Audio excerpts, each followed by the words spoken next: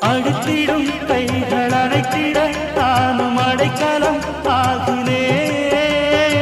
உள்ளையே எல்லை இல்லையே உந்த நண்பினில் மூழ்கினேன். கண்கள்